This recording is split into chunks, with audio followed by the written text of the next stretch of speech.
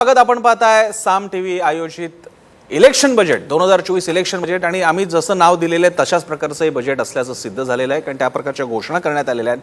हेही खरं आहे की अशा अनेक अपेक्षा होत्या ज्या पूर्ण झालेल्या नाही आहेत. पूर्ण बजेट होतं 2024 साली, पूर्ण बजेट नसेल. निर्मला सीतारामन पुढच्या वेळी अर्थमंत्री असतील की नाही माहीत नाही. त्या अर्थानं त्यांचं एका अर्थानं शेवटचं बजेट म्हणता येईल.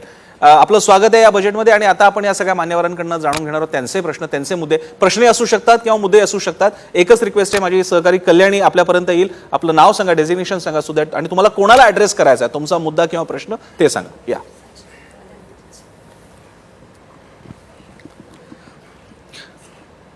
सबको नमस्कार. और सबसे बड़ी बात है, इंडिया जो है सबसे बड़ा प्रजातंत्र है और इसमें 80 करोड़ लोग को खाना देना पड़ रहा है. तो सरकार को सोचना चाहिए उसके लिए क्या रोड मैप है. आप किसे पूछ रहे हैं? ये रोड मैप के लिए मीन्स बीजेपी के लिए ये एक्चुअली ये सिर्फ बीजेपी और कांग्रेस की बात नहीं है, क्योंकि they are not only national builder. We all are responsible for that and we should be responsible for this. And 80 crore people are getting food. ठीक है, उनको आप उसके रोजगार के लिए, उसका जो बिजनेस करेगा उसके लिए आप क्या कर रहे हैं. मेरा नाम है नीरज और मैं एक्स एयरफोर्स हूँ और हमारा बिजनेस है. और एसएमई एमएसएमई के लिए कुछ भी नहीं है इस इलेक्शन मीन्स इस बजट में कोई खास नहीं है. कुछ खास. ये एक इम्पॉर्टंट कमेंट थी. कल्याणी, आणखी आपण प्रश्न घेऊयात. आणखी कोणाला विचारायचं इकडे किंवा कमेंट काही? Yes madam. मी अपर्णा कुलकर्णी, झेवियर्स कॉलेजला मी प्रोफेसर आहे.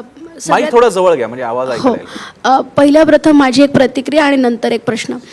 मागच्या 4 वर्षांचा आपण बजेटमधला ट्रेंड बघितला तर हे लक्षात येतं की या सरकारचा भर हा मुख्यतः फंडामेंटल इंडस्ट्रीज आणि पायाभूत सुविधांवरती भर देणं हा आहे. त्या पद्धतीनं या बजेटमध्ये सुद्धा त्याच्यासाठी भरीव तरतूद झालेली आहे. त्यामुळे मल्टिप्लायर इफेक्ट मिळण्याच्या दृष्टीनं आणि एम्प्लॉयमेंट वाढण्याच्या दृष्टीनं याच्यामध्ये ही जी भरीव तरतूद आहे ती मोलाची ठरेल यात शंका नाही.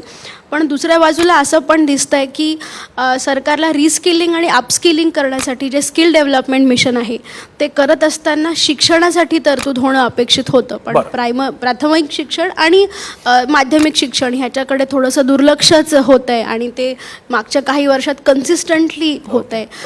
असा एक मला मुद्दा मांडायचा आहे. प्रश्न असा आहे की आपण जेव्हा ग्रामीण आणि शहरी मागणी कमी आहे आणि म्हणून अर्थव्यवस्थेचा मागणीच्या दृष्टीनं तसा विकास होत नाहीये किंवा ती जी संख्यात्मक वाढ अपेक्षित आहे ती होत नाहीये, त्या दृष्टीनं हे टॅक्स स्लॅब्स मधले बदल हे किती फायदेशीर ठरतील आणि ग्रामीण आणि शहरी मागणी वाढण्यासाठी ह्याचा खरंच उपयोग होणार आहे का, हा टॅक्सशी संबंधित आहे. त्यामुळे ठीक आहे, इकडे टॅक्सचे पण त्यांनी पण उत्तर दिलं तरी चालेल. तुम्हाला उत्तर देता याचं? या प्लीज. नमस्कार, मी CA Nandan Khambete, chartered accountant practice आहे आणि MSME इंडस्ट्री असोसिएशनशी निगडीत आहे.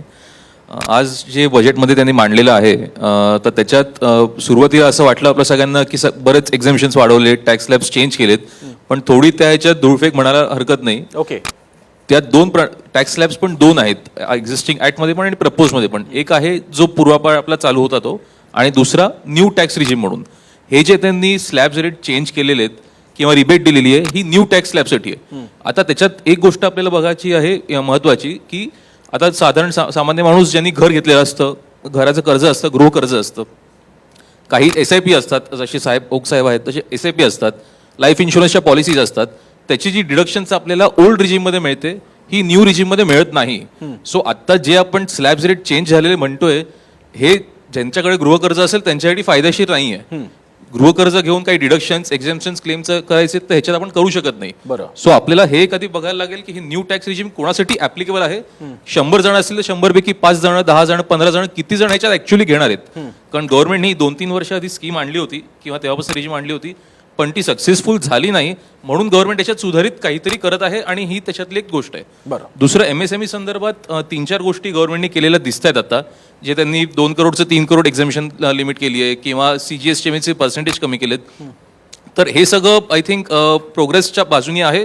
पण at the same time ECLGS सारखी स्कीम MSME असोसिएशन थ्रू मी मागणी करत होतो की ती स्कीम कुठल्या तरी रूपात एक्सटेंड व्हायला पाहिजे, फॉर्म चेंज व्हायला पाहिजे. आणि MSMEला सबसिडी, आपण PLI म्हणतो 1000 करोड इन्व्हेस्टमेंट आणा, 500 करोड इन्व्हेस्टमेंट आणा, 2000 करोड इन्व्हेस्टमेंट आणा, पण लहान उद्योजकांना इन्व्हेस्टमेंट करायला सेंट्रल गव्हर्नमेंट काही सबसिडी देणार का? ओके ओके, हा तुमचा प्रश्न होता शेवटचा. MSME उद्योगांसाठी काही सबसिडी देणार का, हा तुमचा प्रश्न होता. ओके. नक्कीच MSMEसाठी ज्या प्रकारे सरकार कंटिन्युअस काही ना काही करत आहे, जसं आता विदाऊट सिक्युरिटी लोनची मर्यादा देखील वाढवली आणि 2 लाख कोटीचं मला वाटतं प्रावधान केलं आजच्या बजेटमध्ये.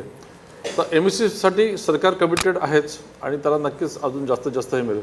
आणि शेवटी MSME हे जवळजवळ 12 कोटीचा रोजगार निर्माण करत आहे आणि 40 ते 45% इम्पोर्ट एक्सपोर्ट आपले MSMEच्या द्वारे होत आहे. त्यामुळे सरकारच्या दृष्टीने तो थ्रस्ट आहेच. ओके. गचकेजी. अनिल गसके MEDC. माझा प्रश्न एक कॉम्प्लेक्स आहे, दोघा तिघांनी उत्तर दिली तरी हरकत नाही. शेतीमध्ये जे शेतीच्या काही गोष्टी ह्या बजेटमध्ये सांगितल्या गेल्या, तर त्याची परंपरेच्या पद्धतीने मागच्या वर्षी त्याच्या मागच्या वर्षी जे होतं तीच पुढे चालत आलेली आहे. परंतु त्याच्यातनं इम्प्लिमेंटेशन झालेलं नाही आहे असं जर काही कोणाचं म्हणणं असेल तर ते मला चुकीचं वाटतं आहे. तर आत्ताच्या बजेटमध्ये शेतीच्या विषयाने शेती शिक्षण, शेतीपूरक उद्योगांच्या करता असलेल्या योजना आणि त्याच्या संदर्भातनं त्याचं होणारं रोजगार निर्मिती आणि प्रोडक्शन ह्याच्याबद्दल विश्वासराव पाटकांनी सुरुवात करावी सांगायला. बाकी कोणाला नंतर बोलायचं असेल. नवलेंना हे कमेंट मान्य आहे का की शेतीसाठी काहीच नाही, हे त्यांना मान्य नाही गचकेंना? हे बघा, मागच्या याच्यामध्ये सुद्धा त्यांनी सांगितलं की आम्ही आता फार्मर प्रोड्युसिंग ऑर्गनायझेशन स्थापन करणार आणि त्यातून मोठ्या प्रमाणात ग्रामीण भागात निधी आणणार. आपण त्याचा रिव्ह्यू घ्या. ज्या फार्मर प्रोड्युसिंग ऑर्गनायझेशन महाराष्ट्रात निर्माण झाल्या त्यापैकी सरकारची आकडेवारी आहे 80% फार्मर प्रोड्युसिंग ऑर्गनायझेशन ह्या निष्क्रिय आहेत. कारण त्यांना भांडवलच दिलं गेलं नाही, ट्रेनिंग दिलं गेलं नाही, काहीही केलं नाही. स्थापन केल्या, आता परत ते म्हणतायत की आम्ही त्याला आता प्रोत्साहन देणार आणि प्रशिक्षण देणार. आपल्या क्रायटेरिया असतो, पॅरामीटर्स आपण केले पाहिजे की तुम्ही घेतलेल्या शेती धोरणांचा चांगला परिणाम होतोय का. मी आपल्याला आकडाच सांगतो. मोदी सरकारच्या काळातला 2014 पासून 2021 पर्यंत 3,25,000 शेतकऱ्यांनी स्वतःचं जीवन संपवलंय, आत्महत्या केल्या. पॅरामीटर काय? शेतीमध्ये जर चांगल्या गोष्टी होत आहेत तर आत्महत्या कमी व्हायला पाहिजे, त्या सातत्यानं वाढतायत. मग आपण करत असणारे प्रयत्न आणि झालेला उपचार, हे उपचार आणि रोग यांचं काहीतरी जुळत नाहीये, हे याचं सरळ निदान आहे. आणि म्हणून आम्ही जे म्हणतोय की आत्महत्या रोखायच्या असतील तर आमच्या घामाला रास्त दाम द्या. बाकी उद्योग आम्हाला नकोत. आम्हाला जे नको आहे, तुम्ही आंब्याची झाडं लावायला लावतात, परंतु कोकणामध्ये आंबा उत्पादक शेतकऱ्यांना त्यांनी तयार केलेला आंबा कोल्ड स्टोरेज मध्ये ठेवायला पाहिजे आणि त्याच्यावर प्रक्रिया करायला पाहिजे. हा आंबा उत्पादक शेतकऱ्यांचा मूळ प्रश्न आहे. आंब्याची नवी झाडं लावणं हा आमची मागणी नाही आहे. त्यामुळे रोग आणि उपचार यांची फसगत होते आहे, ती दुरुस्त करा, अन्यथा शेती बर्बाद होईल. हे मी परत एकदा अधोरेखित करतो. याच्यावरती काही अरे रोजगार निर्मिती कुठे होते? या बोला या प्रश्नामध्ये कोणीतरी उल्लेख केला की रोजगार निर्मिती होते. रोजगार निर्मिती कुठे होते? आधीच्या कुठल्याच योजना पूर्ण होत नाहीत. नवीन फक्त शब्दांचे फुलोरे आहेत. संस्कृत शब्द वापरले म्हणजे काय फार मोठं काय झालं असं नाहीये. मुळामध्ये आडात नाही तर पोहऱ्यातून कुठून येणार अशी परिस्थिती आहे. म्हणूनच 2022 साली शेतकऱ्याचं उत्पन्न दुप्पट होईल ही घोषणाच ठरली आहे ना. किंबहुना 3.25 लाख शेतकऱ्यांची आत्महत्या जर दुप्पट उत्पादन असतं तर झालं नसतं ना. गचके, तुम्हाला यांना काउंटर करायचंय? नमस्कार. या मिनलताई. माझं नाव मिनल मोहाडीकर, मी व्हाईस प्रेसिडेंट आहे MEDCची. आणि तुम्ही दोघं जे बोललात ना त्याच्याबद्दलच मला काही उदाहरणं द्यायची. कारण महिला कधीच आत्महत्या करत नाही. महिला शेतकरी असते. तुम्ही म्हणता शेतकरी आत्महत्या करतो, शेतकरी आत्महत्या करतो. आय एम हॅपी टू से की आत्ता ॲक्च्युली पॅन्डेमिकमध्ये आमच्या महिला 0 to हीरो बनलेल्या आहेत. माझ्याकडे उदाहरणं आहेत. आणि पुण्याचे एक शेतकरी, नाव मी एखाद वेळेस विसरेन किंवा चुकीचं सांगेन. पुण्याजवळ तो परवा मी त्याचं स्वतः ऐकलेलं आहे आणि माझ्याकडे तुम्ही या 5 मार्चला आत्ताच आमंत्रण देते. ते येणार आहेत शेतकरी. 100 रुपयाचं तिकीट लावून ते त्यांची शेती दाखवतात पुण्याच्या इथे. आणि नुसती नाही दाखवत, औरंगाबादमधले तुम्ही म्हणतात ना शेतकरी आत्महत्या करतात, औरंगाबादकडे जास्त करतात असं लोक म्हणतात. तर त्यासाठी औरंगाबादच्या जवळ त्यांनी तिथली कुठलं तरी एक मोठं देऊळ होतं, मी ते पण चुकीचं नाव सांगितलं. तर देवळाला सांगितलं तुम्ही जेवण देताना आमच्या शेतकऱ्यांच्याकडनं हे घ्या, भाजीपाला घ्या. त्यांनी सांगितलं ठीक आहे तुम्ही पाठवून द्या. त्यांनी तिथे नाही, पुण्याच्या शेतकऱ्यांनी पाठवलं नाही. त्या माणसाचं नाव खरंच काम चांगलं आहे म्हणून मी सांगते. त्यांनी तिथल्या औरंगाबादच्या 200 शेतकऱ्यांना संघटित केलं. म्हणजे करणारी लोक करतात. तुम्ही उगीच आत्महत्या बोलू नका. फक्त इच्छा असेल तर मार्ग निघतो. दुसरी गोष्ट, एक मिनिट, तुम्ही जे मँगो म्हणालात ना, आंब्याचं क्लस्टर कोकणामध्ये रत्नागिरीत आहे.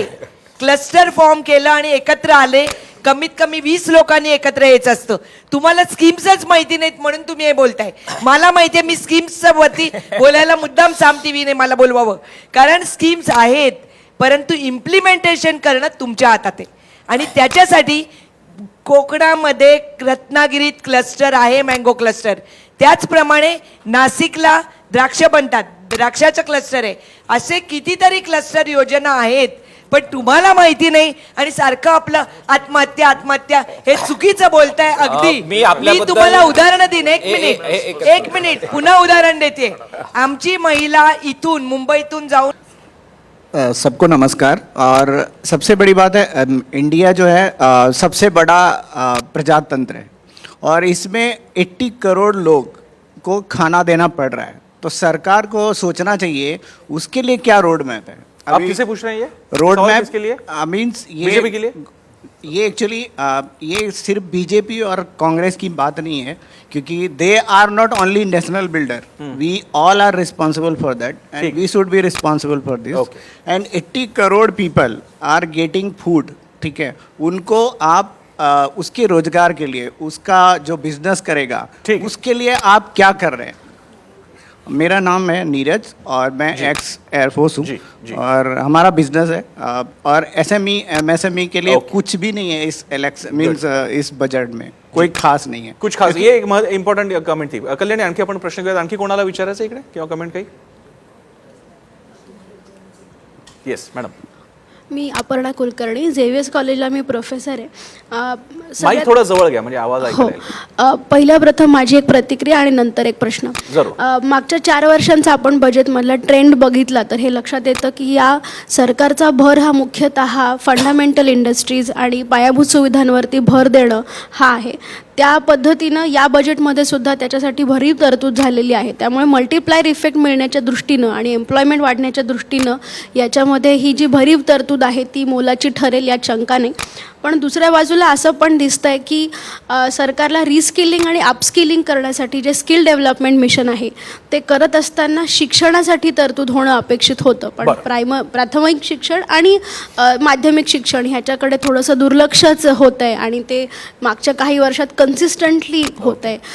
असा एक मला मुद्दा मांडायचा आहे. प्रश्न असा आहे की आपण जेव्हा ग्रामीण आणि शहरी मागणी कमी आहे आणि म्हणून अर्थव्यवस्थेचा मागणीच्या दृष्टीनं तसा विकास होत नाहीये किंवा ती जी संख्यात्मक वाढ अपेक्षित आहे ती होत नाहीये, त्या दृष्टीनं हे टॅक्स स्लॅब्स मधले बदल हे किती फायदेशीर ठरतील आणि ग्रामीण आणि शहरी मागणी वाढण्यासाठी ह्याचा खरंच उपयोग होणार आहे का, हा टॅक्सशी संबंधित आहे. त्यामुळे ठीक आहे, इकडे टॅक्सचे पण त्यांनी पण उत्तर दिलं तरी चालेल. तुम्हाला उत्तर देता याचं? या प्लीज. नमस्कार, मी CA Nandan Khambete, chartered accountant practice आहे आणि MSME इंडस्ट्री असोसिएशनशी निगडीत आहे.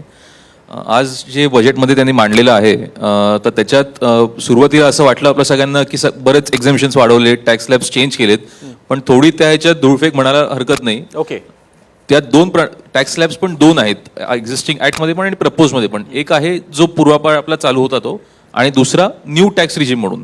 हे जे त्यांनी स्लॅब्स रेट चेंज केलेले आहेत किंवा रिबेट दिलेली आहे ही न्यू टॅक्स स्लॅबसाठी आहे. आता त्याच्यात एक गोष्ट आपल्याला बघायची आहे महत्वाची, की आता साधारण सामान्य माणूस ज्यांनी घर घेतलेलं असतं, घराचं कर्ज असतं, गृहकर्ज असतं, काही SIP असतात, जसे ओक साहेब आहेत तसे SIP असतात, लाईफ इन्शुरन्सच्या पॉलिसीज असतात, त्याची जी डिडक्शन्स आपल्याला ओल्ड रिजिममध्ये मिळते ही न्यू रिजिममध्ये मिळत नाही. सो आत्ता जे आपण स्लॅब्स रेट चेंज झालेले म्हणतोय हे ज्यांच्याकडे गृहकर्ज असेल त्यांच्यासाठी फायदेशीर नाही आहे. गृहकर्ज घेऊन काही डिडक्शन्स एक्झाम्शन्स क्लेम्स करायचे तर ह्याच्यात आपण करू शकत नाही. सो आपल्याला हे कधी बघायला लागेल की हे न्यू टॅक्स रिजिम कोणासाठी ऍप्लिकेबल आहे. 100 जण असतील तर 100 पैकी 5 जण, 10 जण, 15 जण, किती जण ह्याच्यात ऍक्च्युअली घेणार आहेत.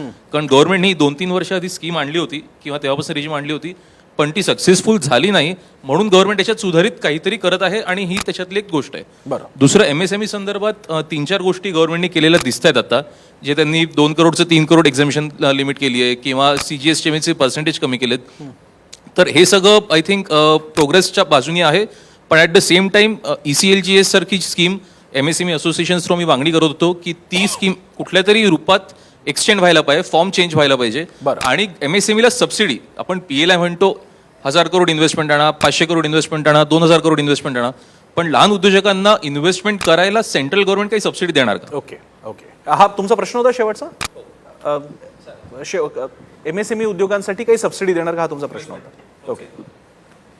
नक्कीच MSME साठी ज्या प्रकारे सरकार कंटिन्युअस काही ना काही करताय, जसं आता विदाऊट सिक्युरिटी लोनची मर्यादा देखील वाढवली आणि 2 लाख कोटीचं मला वाटतं प्रावधान केलं आजच्याच बजेटमध्ये. तर MSME साठी सरकार कमिटेड आहेच आणि त्याला नक्कीच अजून जास्तीत जास्त हे मिळेल. आणि शेवटी MSME हे जवळजवळ 12 कोटीचा रोजगार निर्माण करत आहे आणि 40 ते 45% इम्पोर्ट एक्सपोर्ट आपले MSME द्वारे होत आहे. त्यामुळे सरकारच्या दृष्टीने तो थ्रस्ट आहेच. ओके. गचकेजी. अनिल गसके, MEDC. माझा प्रश्न एक कॉम्प्लेक्स आहे, दोघा तिघांनी उत्तर दिली तरी हरकत नाही. शेतीमध्ये जे शेतीच्या काही गोष्टी ह्या बजेटमध्ये सांगितल्या गेल्या, तर त्याची परंपरेच्या पद्धतीने मागच्या वर्षी, त्याच्या मागच्या वर्षी जे होतं तीच पुढे चालत आलेली आहे. परंतु त्याच्यातनं इम्प्लिमेंटेशन झालेलं नाही आहे असं जर काही कोणाचं म्हणणं असेल तर ते मला चुकीचं वाटतं आहे. तर आत्ताच्या बजेटमध्ये शेतीच्या विषयाने शेती शिक्षण, शेतीपूरक उद्योगांच्या करता असलेल्या योजना आणि त्याच्या संदर्भातनं त्याचं होणारं रोजगार निर्मिती आणि प्रोडक्शन ह्याच्याबद्दल विश्वासराव पाटकांनी सुरुवात करावी सांगायला. बाकी कोणाला नंतर बोलायचं असेल. नवलेंना हे कमेंट मान्य आहे का की शेतीसाठी काहीच नाही, हे त्यांना मान्य नाही गचकेंना? हे बघा, मागच्या याच्यामध्ये सुद्धा त्यांनी सांगितलं की आम्ही आता फार्मर प्रोड्युसिंग ऑर्गनायझेशन स्थापन करणार आणि त्यातून मोठ्या प्रमाणात ग्रामीण भागात निधी आणणार. आपण त्याचा रिव्ह्यू घ्या. ज्या फार्मर प्रोड्युसिंग ऑर्गनायझेशन महाराष्ट्रात निर्माण झाल्या त्यापैकी सरकारची आकडेवारी आहे 80% फार्मर प्रोड्युसिंग ऑर्गनायझेशन ह्या निष्क्रिय आहेत. कारण त्यांना भांडवलच दिलं गेलं नाही, ट्रेनिंग दिलं गेलं नाही, काहीही केलं नाही. स्थापन केल्या, आता परत ते म्हणतायत की आम्ही त्याला आता प्रोत्साहन देणार आणि प्रशिक्षण देणार. आपल्या क्रायटेरिया असतो, पॅरामीटर्स आपण केले पाहिजे की तुम्ही घेतलेल्या शेती धोरणांचा चांगला परिणाम होतोय का. मी आपल्याला आकडाच सांगतो, मोदी सरकारच्या काळातला 2014 पासून 2021 पर्यंत 3,25,000 शेतकऱ्यांनी स्वतःचं जीवन संपवलंय, आत्महत्या केल्या. पॅरामीटर काय? शेतीमध्ये जर चांगल्या गोष्टी होत आहेत तर आत्महत्या कमी व्हायला पाहिजे, त्या सातत्यानं वाढतायत. मग आपण करत असणारे प्रयत्न आणि झालेला उपचार, हे उपचार आणि रोग यांचं काहीतरी जुळत नाहीये, हे याचं सरळ निदान आहे. आणि म्हणून आम्ही जे म्हणतोय की आत्महत्या रोखायच्या असतील तर आमच्या घामाला रास्त दाम द्या, बाकी उद्योग आम्हाला नकोत. आम्हाला जे नको आहे, तुम्ही आंब्याची झाडं लावायला लावतात, परंतु कोकणामध्ये आंबा उत्पादक शेतकऱ्यांना त्यांनी तयार केलेला आंबा कोल्ड स्टोरेज मध्ये ठेवायला पाहिजे आणि त्याच्यावर प्रक्रिया करायला पाहिजे. हा आंबा उत्पादक शेतकऱ्यांचा मूळ प्रश्न आहे. आंब्याची नवी झाडं लावणं हा आमची मागणी नाही आहे. त्यामुळे रोग आणि उपचार यांची फसगत होते आहे, ती दुरुस्त करा, अन्यथा शेती बर्बाद होईल. हे मी परत एकदा अधोरेखित करतो. याच्यावरती काही आणि रोजगार निर्मिती कुठे होते? या बोला. या प्रश्नामध्ये कुणीतरी उल्लेख केला की रोजगार निर्मिती होते. रोजगार निर्मिती कुठे होते? आधीच्या कुठल्याच योजना पूर्ण होत नाहीत. नवीन फक्त शब्दांचे फुलोरे आहेत. संस्कृत शब्द वापरले म्हणजे काय फार मोठं काय झालं असं नाहीये. मुळामध्ये आडात नाही तर पोहऱ्यातून कुठून येणार अशी परिस्थिती आहे. म्हणूनच 2022 साली शेतकऱ्याचं उत्पन्न दुप्पट होईल ही घोषणाच ठरली आहे ना. किंबहुना 3.25 लाख शेतकऱ्यांच्या आत्महत्या जर दुप्पट उत्पादन असतं तर झालं नसतं ना. गचके, तुम्हाला यांना काउंटर करायचंय? नमस्कार. या मिनलताई. माझं नाव मिनल मोहाडीकर, मी व्हाईस प्रेसिडेंट आहे MDCची. आणि तुम्ही दोघं जे बोललात ना त्याच्याबद्दलच मला काही उदाहरणं द्यायची. कारण महिला कधीच आत्महत्या करत नाही. महिला शेतकरी असते. तुम्ही म्हणता शेतकरी आत्महत्या करतो. आय एम हॅपी टू से की आत्ता ॲक्च्युली पॅन्डेमिकमध्ये आमच्या महिला 0 to हीरो बनलेल्या आहेत. माझ्याकडे उदाहरणं आहेत. आणि पुण्याचे एक शेतकरी, नाव मी एखाद वेळेस विसरेन किंवा चुकीचं सांगेन. पुण्याजवळ तो, परवा मी त्याचं स्वतः ऐकलेलं आहे आणि माझ्याकडे तुम्ही या 5 मार्चला आत्ताच आमंत्रण देते. ते येणार आहेत शेतकरी. 100 रुपयाचं तिकीट लावून ते त्यांची शेती दाखवतात पुण्याच्या इथे. आणि नुसती नाही दाखवत, औरंगाबादमधले तुम्ही म्हणतात ना शेतकरी आत्महत्या करतात, औरंगाबादकडे जास्त करतात असं लोक म्हणतात. तर त्यासाठी औरंगाबादच्या जवळ त्यांनी तिथली कुठलं तरी एक मोठं देऊळ होतं, मी ते पण चुकीचं नाव सांगितलं. तर देवळाला सांगितलं तुम्ही जेवण देताना आमच्या शेतकऱ्यांच्याकडनं हे घ्या, भाजीपाला घ्या. त्यांनी सांगितलं ठीक आहे तुम्ही पाठवून द्या. त्यांनी तिथे नाही, पुण्याच्या शेतकऱ्यांनी पाठवलं नाही. त्या माणसाचं नाव खरंच काम चांगलं आहे म्हणून मी सांगते. त्यांनी तिथल्या औरंगाबादच्या 200 शेतकऱ्यांना संघटित केलं. म्हणजे करणारी लोक करतात. तुम्ही उगीच आत्महत्या बोलू नका. फक्त इच्छा असेल तर मार्ग निघतो. दुसरी गोष्ट, एक मिनिट, तुम्ही जे मँगो म्हणालात ना, आंब्याचं क्लस्टर कोकणामध्ये रत्नागिरीत आहे. क्लस्टर फॉर्म केलं आणि एकत्र आले. कमीत कमी 20 लोकांनी एकत्र यायचं असतं. तुम्हाला स्कीम्सच माहिती नाहीत म्हणून तुम्ही हे बोलताय. मला माहिती आहे, मी स्कीम्सच्या वरती बोलायला मुद्दाम साम टीव्हीने मला बोलवावं, कारण स्कीम्स आहेत, परंतु इम्प्लिमेंटेशन करणं तुमच्या हातात आहे. आणि त्याच्यासाठी कोकणामध्ये रत्नागिरीत क्लस्टर आहे, मँगो क्लस्टर. त्याचप्रमाणे नाशिकला द्राक्ष बनतात, द्राक्षाचं क्लस्टर आहे. असे कितीतरी क्लस्टर योजना आहेत, पण तुम्हाला माहिती नाही आणि सारखं आपलं आत्महत्या हे चुकीचं बोलताय. अगदी मी आपल्याबद्दल- तुम्हाला उदाहरण देईन. एक एक मिनिट पुन्हा उदाहरण देते. आमची महिला इथून मुंबईतून जाऊन सावंतवाडीला अडकली का शब्द वापरते, कारण पॅन्डेमिक मध्ये ती तिकडे गेलेली होती. आणि अशा वेळेला त्या महिलेने काय केलं, तिला ज्ञान होतं. छोटीशी काजू फॅक्टरी काढली, छोटीशी, 15 लोकांना रोजगार दिला.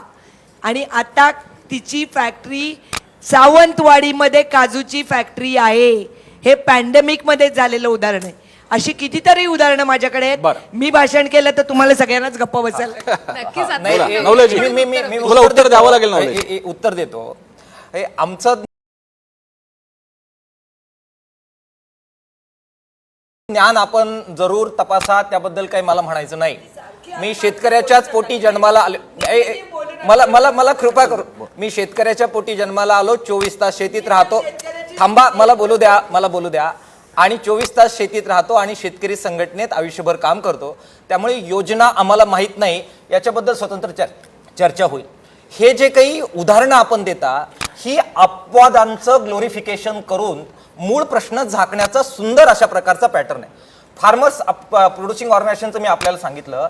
ग्रीन हाऊसची शेती करणाऱ्या शेतकऱ्यांचं संघटन केलं आणि तुमच्याच माध्यमातून आपण प्रश्न मांडले ना. ग्रीन हाऊसची शेती करणारे शेतकरी आत्महत्या करण्याच्या मनस्थितीमध्ये आहेत. शेतकरी महिलांबद्दल आपण बोललात. शेतकरी माय मावल्यांचं काय चाललंय गावामध्ये, एकदा कृपा करून आपण पण येऊन बघा. त्यांचं आम्हीच एकदा ऑर्गनाईज केलं आता HB% कॅल्क्युलेट करण्याचं, त्यांच्या रक्ताचं प्रमाण तपासण्याचं. शेतकरी महिला आत्महत्या करत नाही, परंतु त्यांचं रक्ताचं शोषण जे होतं या व्यवस्थेकडून, ते पुरुष शेतकऱ्यांपेक्षा जास्त आहे. त्यांचं शोषण ह्याला कुठेही सीमा नाही. इतकं नरक यातना आमच्या शेतीतल्या महिला भोगतायत. आमच्या दूध उत्पादक शेतकऱ्यांच्या महिलांचा गाय गोबरमध्ये त्यांचं संबंध आयुष्य नरक झालेलं आम्ही आमच्या डोळ्यानं पाहिलेलं आहे. त्याच्यामुळे शेतकरी मायमावल्यांच्या व्यथा ह्या पराकोटीच्या आहेत.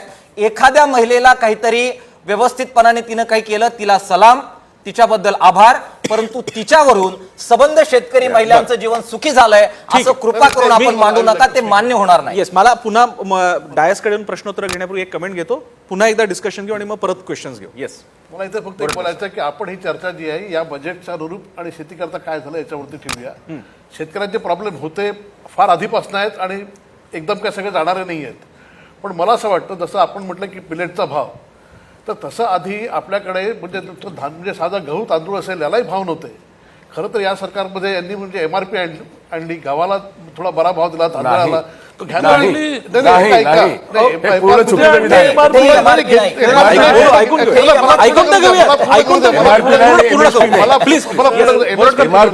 MSP मोड नाही. म्हणजे प्रोक्युरमेंट पूर्ण झालं बऱ्या प्रमाणामध्ये शेतकऱ्यांचं. याच्या आधी पहिले घेतला जात नव्हते. याच्यानंतर शेतीमध्ये मला एकदा सांगू द्या, म्हणजे बऱ्या प्रकारे झालं. म्हणजे याच्या आधी हे नव्हतं. आणि याच्यामध्ये आवश्यक जे आहे ते खरं तर मला असं वाटतं की क्रॉपिंग पॅटर्न बदलण्याची गरज आहे. त्याच्याकरता हे जे वेगवेगळे मिशन असं जे मला असं वाटतं, आता मिलेट म्हणतात आहे, आधी ऑइलसीड म्हटलं असेल, हे शेतकऱ्यांनी आपल्या क्रॉपिंग पॅटर्नमध्ये डायव्हर्सिफिकेशन आणावं. त्याच्याकरता होणारा एक प्रयत्न आहे. आणि जोपर्यंत हे होणार नाही, जोपर्यंत व्हॅल्यू ॲडिशन होणार नाही, यातनं शेतकऱ्यांना मार्ग नाही. आणि मला असं वाटत नाही की एका वर्षामध्ये की एकदम अमूलाग्र बदल होईल आणि बदल झाला पाहिजे. पण हा जो कन्सिस्टंट एफर्ट आहे तो मला वाटतं की याचा नक्की काहीतरी चांगले रिझल्ट येतील आणि जातील. त्यामुळे एकदम निगेटिव्ह न राहता किंवा याच्यामधून एकदम काहीतरी एकदम पूर्ण सगळं भलं होणार आहे असं नाही करता, त्या दृष्टीने त्याकडे बघितलं पाहिजे. एकच उदाहरण देतो मिलेटच्या बाबतीत. म्हणजे हे माझ्यापेक्षा ग्रो करणं बंद केलं होतं कारण कोणी घेणार नव्हतं. माझं उदाहरण आहे का, पुष्कळचे शेतकरी जेव्हा आम्ही गावी जातो, माझी स्वतःची शेती आहे, आम्ही गावी जातो त्यावेळी सुरुवातीला ज्वारी किंवा गहू आणि बाजरी ही विकण्यासाठी आपण लावत होतो शेतात. आता आमचे भाऊ किंवा आमच्या गावात जेव्हा जातो तेव्हा ते म्हणतात की ज्वारी बाजरी विकण्यासाठी नाही, फक्त वर्षभर पुरेल एवढी ज्वारी बाजरी लावायची, बाकीच्या याच्यामध्ये भाजीपाला आणि इतर पिकं घ्यायची, कारण याला भाव नाही मिळत. ही परिस्थिती आहे. म्हणजे आता जर तुम्ही बजेटमध्ये सांगताय की मिलेटला ज्वारी केलं किंवा श्री बाजरी केलं, पण जर तुम्ही भावच दिला नाही तर तो श्री बाजरी लावायला मला हा प्रश्न विचारायचा आहे मला विश्वास पाटकांना, कारण याच्या मागचं एक उदाहरण हे ऑइल सीडच्या तूर डाळीच्या बाबतीत दिसून आलं होतं.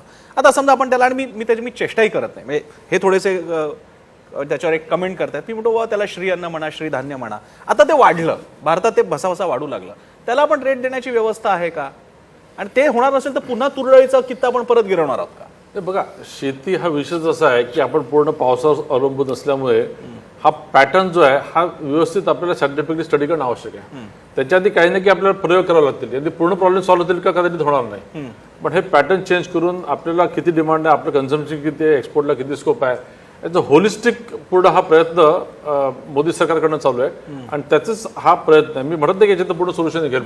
प्रयोगाची किंमत पाठक साहेब, एकच मला तुम्हाला विचारायचं आहे की मोदी साहेबांनी स्वतः सांगितलं, पंतप्रधानांनी, तुम्ही डाळीचं उत्पादन करा.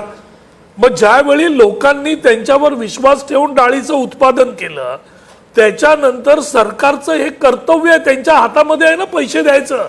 तुम्ही घ्या, नाही दिलं ना. अहो साहेब, पाठक साहेब, ज्यावेळी उत्पादन वाढलं त्यावेळी उत्पादनाच्या लाईनीत लोक होते, सरकारने विकत घेतलं नाही, सरकारने त्याच्यामुळे लोक रस्त्यावर आले. कापसाची पण आहे, असं काय करताय?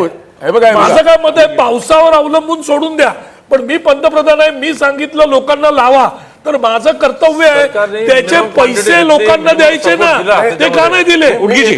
एक आर्थिक मुद्दा हे बघा, विदर्भातला जो कापूस आहे ना, याचा भाव बांगलादेशपेक्षा कमी आहे. मग इथला कापूस मोठा उत्पादक निर्यात करतो, छोटा उत्पादक मरतो. हे विदर्भाचं गणित आहे. तुम्ही कुणालाही जाऊन विचारा. ठीक आहे. मी ज्या सप्तर्षी ही जे कन्सेप्ट मांडण्यात आली की आजचं बजेट जाहीर झालं होतं ते सप्तर्षी थीम वरती गेलेले, आणि ते 7 ऋषी म्हणजे सेक्टर स्पेसिफिक केलेले आहेत. ते आहेत inclusive development, reaching the last माइल म्हणजे अंत्योदय, इन्क्लुझिव्ह डेव्हलपमेंट म्हणजे सर्वंकष आणि सर्वांचा विकास, इन्फ्रास्ट्रक्चर आणि इन्व्हेस्टमेंट म्हणजे पायाभूत सुविधा आणि त्याच्यामधली गुंतवणूक, अनलिशिंग द पोटेन्शियल म्हणजे भारतामध्ये माणसांमध्ये जमिनीमध्ये जी दडलेली गुणवत्ता आहे तिला पूर्ण अवकाश प्राप्त करून देणे, ग्रीन ग्रोथ, याच्यामध्ये ग्रीन टेक्नॉलॉजी आणि एकूण ग्रीन ग्रोथचा विचार झालेला आहे, युथ पॉवर तरुणांचा विचार झालेला आहे, आणि फायनान्शियल सेक्टर. मी आता ही जी चर्चा आहे ही मी विश्वास पाटकांपासून सुरुवात करतो. त्याच्या पूर्वी मी जातोय, आपल्यासोबत आहेत सकाळ माध्यम समूहाचे संपादक संचालक श्रीराम पवार सर. श्रीराम पवार सर, हे जे 7 त्याला सप्तर्षी नाव देण्यात आलेलं आहे, यांच्याकडे तुम्ही कसं पाहता, आणि या सेक्टरचा उद्घोष सप्तर्षी जरी करण्यात आला असला तरी त्याचं प्रतिबिंब बजेटमध्ये जाणवलंय का? श्रीराम सर. नाही, या सरकारचं जे वैशिष्ट्य आहे की प्रत्येक अशा सगळ्या गोष्टींना काहीतरी जॉर्गनमध्ये बसवायचं, तसं हे सप्तर्षी असं त्यांनी त्याला एक शीर्षक दिलेलं आहे. आणि मला वाटतं की त्यांनी या बजेट पोताचा विचार केला आपण तर ओव्हरऑल बजेट म्हणाल तर पुढच्या 9 राज्यांच्या निवडणुका, त्यानंतर लोकसभेची निवडणूक, या सगळ्याचा विचार करून प्राप्त परिस्थितीत जे काही करता येणं शक्य आहे त्या सगळ्या गोष्टी करायचा प्रयत्न अर्थमंत्र्यांनी केला असं दिसतंय. म्हणजे एका बाजूला मध्यम वर्गाला पुरेसं नाही पण काहीतरी दिलं. म्हणजे ज्या प्रकारची हेडलाईन मॅनेजमेंट ही ह्या सरकारचं वैशिष्ट्य आहे, त्या सगळ्या हेडलाईन्स व्यवस्थित मॅनेज करता येतील अशा प्रकारचं हे बजेट आहे. आता ज्या फाईन प्रिंटमध्ये गेल्यानंतर अनेक गोष्टी आपल्याला दिसायला लागतील, कारण फिस्कल डेफिसिट कमी होतंय असं अर्थमंत्र्यांनी सांगितलं, आपण त्याच्यावर विश्वास ठेवायला हरकत नाही. पण मागची 3 वर्ष सातत्यानं खर्चाची टार्गेट ही ओव्हरशूट होत आहेत, म्हणजे ठरलेल्या टार्गेटपेक्षा खूप अधिक खर्च होतोय. त्या तुलनेत उत्पन्न वाढतंय का, तर मागच्या 3 वर्षाचा तसा काही दाखला नाही आहे. अशा परिस्थितीत फिस्कल डेफिसिट कमी होईल हे म्हणजे आशावाद आहे, त्याच्या पलीकडे फार काय नाही. म्हणजे ओव्हरऑल आपण मॅक्रो इकॉनॉमिक्स म्हणून बघितलं तर वित्तीय तूटसुद्धा म्हणजे फिस्कल डेफिसिटच खूप मोठा आहे, तसंच सगळ्याच प्रकारची तूट, चालू खात्याची तूट असेल, या सगळ्या तुटी वाढत आहेत. म्हणजे त्यात कुठेही खूप मोठा दिलासा मिळताना दिसत नाही. पण मध्यम वर्गाला दिलासा देणारे काही कर सवलती या बजेटमध्ये आहेत. त्याचं निश्चितपणे स्वागत होईल. सगळ्यात महत्त्वाचं मला वाटतं की निवडणुकीसाठी असो किंवा कशासाठी, पण इन्फ्रास्ट्रक्चरवर ज्या प्रचंड प्रमाणात तरतूद केलेली आहे तिचं स्वागत केलं पाहिजे. 10 लाख कोटीचा आउटले जवळपास या बजेटमध्ये धरलेला आहे आणि तो मागच्या तुलनेत 33% जास्त आहे. GDPच्या जवळपास 3.3% आहे. आणि इन्फ्रास्ट्रक्चरला खरंच इतका पैसा खर्च झाला, म्हणजे ते शेवटी आपल्याला आर्थिक वर्ष संपताना लक्षात येईल, खर्च झाला तर निश्चितपणे अर्थव्यवस्थेला एक आधार मिळणारी एक हे तयार होईल असं वाटतं का. ते एक मेजर सेक्टर असं मला वाटतं. बाकी काही कस्टम ड्युटी कमी केलेली आहे, पण या सरकारच्या ज्या मेजर गोष्टी सांगितल्या जात होत्या गेली 5-7 वर्ष की मेक इन इंडियासारखं असेल, आत्मनिर्भर भारतसारख्या गोष्टी असतील, तर या सांगताना देशातल्या उद्योगांना बळ द्यायचं म्हणून कस्टम ड्युटी वाढवायची अशी या वर्षापर्यंतची भूमिका होती. पण यावर्षी मात्र ती भूमिका थोडीशी पातळ झालेली दिसते. म्हणजे मला वाटतं की कदाचित एक व्यावहारिक शानपण या सरकारनं स्वीकारलेलं दिसतंय की आपण किती आत्मनिर्भर भारताचं बोललो तर परकीय गुंतवणूक आणि त्याच्यावर आधारलेला विकास हा अनिवार्य आहे हे पण स्वीकारलेलं दिसतंय. एकूण जी काही प्राप्त परिस्थिती आहे, म्हणजे आत्ताची सरकारकडे असलेले आर्थिक अवकाश आणि निवडणूक या सगळ्याचा विचार केला तर जे जे करता येणं शक्य आहे त्या अर्थमंत्र्यांनी केलं असं माझं मत आहे.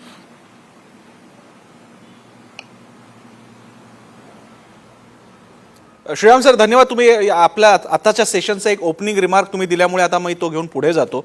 मी विश्वास पाठकांपासून सुरुवात करेन. विश्वास पाठकजी, जो श्रीराम पवारांचाच मुद्दा होता आणि बाकीच्यांनी पण मांडलेला आहे. आता तुम्हाला उदाहरणार्थ सांगतो, inclusive development, reaching the last mile. मला हे कळत नाही, रिचिंग द लास्ट माईल हे बाय डिफॉल्ट इन्क्लुझिव्ह डेव्हलपमेंटमध्ये येतच, त्याला वेगळं नाव द्यायची काय गरज आहे.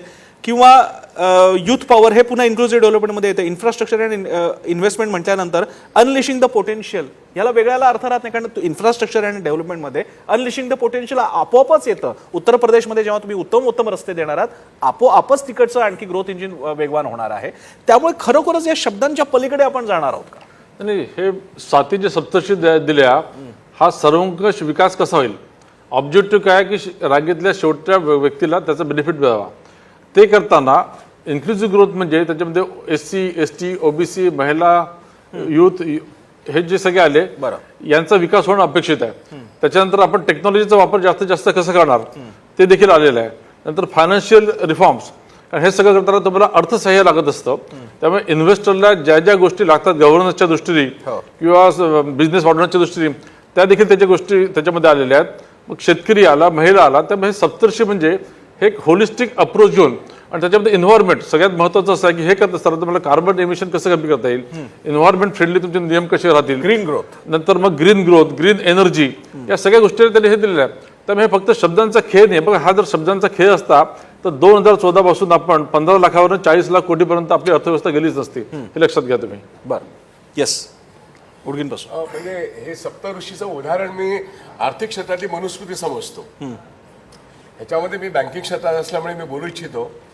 गेली 5 वर्ष किंवा 19 पासून संपूर्ण आर्थिक क्षेत्र जे निर्माण झालं ते मोडण्याचं काम आहे. आणि तुम्ही मागच्या वर्षी इथेच 6 लाख कोटीचे ॲसेट मोनेटायझेशन प्लॅन, म्हणजे डिमोनेटायझेशन एक झाला, आता ॲसेट मोनेटायझेशन प्लॅन, बरोबर आहे. तर या ॲसेट मोनेटायझेशन प्लॅनमध्ये ऑइल, तेल, इन्शुरन्स आणि बँका हे विकणं आलं. याच्यामध्ये IDBI बँक यांनी 7 जानेवारीला विकायला काढलेली एक्सप्रेशन ऑफ इंटरेस्ट. भारतातली 64 साली स्थापन झालेली बँक उद्योगाच्या विकासासाठी ती आता 7 जानेवारीला मार्केटमध्ये विकायला काढले. मी काल मुंबईच्या उच्च न्यायालयात त्याला आव्हान दिलेलं आहे. सरकारचा हा निर्णय मी का समजावून सांगतोय, सरकारचा हा निर्णय पंतप्रधानांनी कॅबिनेट अप्रुव्हल दिलं इन प्रिन्सिपल, संपूर्ण काउन्सिल ऑफ मिनिस्टरला सांगितलंच नाही. संसदेमध्ये 548 लोक बसतात. ज्या संसदेने कायदा केला, कायद्यामध्ये बदल घडवायचा असेल तर तिकडे जावं लागेल पार्लमेंटला बाजूला केलं. नीती आयोगाचा पेपर घ्यायचा, DIPAMला पुढे करायचं, कॅबिनेट अप्रुव्हल घ्यायचं, पंतप्रधानांचं अप्रुव्हल. पंतप्रधान म्हणजे सरकार नव्हे, संसद म्हणजे सरकार आहे. त्यामुळे IDBI सारखी एक कायद्यांमध्ये रचलेली बँक आज विकली तर उद्या 12 बँका पुढच्या वर्षी विकणं हा तुम्ही जे सप्तऋषी म्हणता ना त्याची 5वा ऋषी आहे. बरं, ही मनुस्मृती आहे, मोदी सरकारची मनुस्मृती आहे. याच्या विरुद्ध भारतीय अर्थव्यवस्था अशी वरती जाईल का अशी खाली जाईल? मला खरं तर याच्यावरती उपस्थितांकडून सुद्धा काही कमेंट असेल तर मला आवडेल घ्यायला, कोणी असेल तर. येस, गोडबोलेची तुम्ही बोलणार आहात त्यावरती प्लीज. कल्याणी, आपण यांच्याकडे माईक घेऊन जाऊया. भूषण गोडबोले आपल्यासोबत आहेत, इन्व्हेस्टमेंट कन्सल्टंट सुद्धा आहेत आणि अर्थविषयक अभ्यासक सुद्धा आहेत. येस. हां सर, माझा याच्यावरचा मत असं आहे की बँकांचा जर आत्ता आपण विचार केला जो सरांनी मांडला, तर त्यात आपण SBI बघूया, IDBI बघूया, यांचा जर रिव्हेन्यू आपण बघितला कम्पेअर्ड टू प्रायव्हेट, तर ह्याच्यामध्ये आपल्याला लक्षात येईल की SBIचा जो रिव्हेन्यू आहे तो इक्विटीच्या बेसमध्ये जेव्हा ते 11 पट धंदा करतायत तेव्हा कुठंतरी त्यांचा ROE कुठेतरी 11-12% आणतायत ते. म्हणजे त्याच्यामध्ये बरेचसे ते क्रेडिट रेटिंगचा जर आपण विचार म्हणजे HDFC बँक त्याच्याबरोबर कम्पेअर केली, मी जस्ट फक्त एक अभ्यास म्हणून सांगतोय की इक्विटीच्या 6 पट ते धंदा करतायत आणि ह्यांच्यापेक्षा जास्त रिटर्न ऑन इक्विटी कमवत आहेत SBI पेक्षा. आणि उद्या आपण जर बघितलं तर बहुतांशी जे NPAs आणि आपण नॉन परफॉर्मिंग ॲसेट्स बघितले तर ते सरकारी बँकांमध्येच आपल्याला दिसतात, कारण तिथे अशा प्रकारे लोन डिस्ट्रीब्यूट होऊ शकतात. आज मोदी सरकार पूर्वीही म्हटलेलं आहे की सरकारचं काम हे धंदा करणं नसून धंद्यांना नियमन करणं आहे. आणि अशा पद्धतीने जर आपण डेव्हलप्ड कंट्रीचा अभ्यास केला तर त्यांचा इतिहास हाच सांगतो की सरकारनं नियमन करायचं असतं, धंदा करायचा नसतो. सरकारने जेव्हा पूर्वी धंदे काढले म्हणजे पूर्वीच्या काळात तेव्हा ती गरज होती म्हणून काढले. तर ह्याच्यावर मला सरांचं मत घ्यायला नक्की आवडेल. त्यांचं म्हणणं होतं, त्यांचं समप करून सांगायचं झालं तर बँकिंग हा सरकारचा उद्योग असू नये, त्यांनी बँकिंगमध्ये पडू नये. प्रायव्हेट बँका हे जास्त चांगल्या प्रकारे ऑपरेशन्स करतायत, NPA जास्त सरकारी बँकांचे आहेत म्हणून अशा बँका नसाव्यात. बरोबर भूषण गोडबोले? NPA हा एक निष्कर्ष आहे, पण मुळात रचना जी झाली या देशाची त्याच्यामध्ये LIC आणि बँका हे साधनं सरकारच्या हातात आल्यामुळे उद्योग, शेती आणि सेवा विकास झाला. म्हणून तुम्ही आज मोठ्या GDP मध्ये आहात. आणि आता मोठा GDP करणाऱ्या बँका आणि इन्शुरन्स तुम्ही 6 लाख करोड ॲसेट मोनेटायझेशन प्लॅनमध्ये विकायला काढतात. फक्त NPAचं उदाहरण देता. मी तुम्हाला सांगतो 3ही प्रायव्हेट सेक्टर बँका, कुठली ICICI, HDFC, कोटक महिंद्रा घ्या आणि येस बँक घ्या, यांचा नॉन परफॉर्मिंग असेट काढा आणि पब्लिक सेक्टरचा नॉन परफॉर्मिंग काढा. They are at part today. आणि पब्लिक सेक्टरचा नॉन परफॉर्मिंग असेट सगळा तुम्ही वाईपआउट केला, संपूर्ण बॅलन्स शीट क्लीन केलं, म्हणून त्या प्रचंड नफ्यात आत्ता ह्या वर्षी आहेत. तुम्ही मला सांगा, असं असताना तुम्ही त्या विकायला का काढताय? नॉन परफॉर्मिंग असेट हा रिकव्हर करायचा असतो आणि त्याच्यामुळे भांडवल वाढतं, नवीन कर्ज वाटपाला मदत होते. एक फक्त ऍड करतो, गचकेंकडे जाण्यापूर्वी NPAच्या बाबतीत फक्त सांगतो, NPA बँका डिस्ट्रीब्यूट करत नसतात. त्यांच्यावरच्या प्रेशरमुळे त्यांना जे लोन द्यावं लागतं, जे त्यांना देतानाच माहित असतं की NPA होणार आहे, त्याच्या राजकीय ती पॉलिटिकल इकॉनॉमी आहे. NPA is a political economy, माणसांचा व्यवहार आहे तो.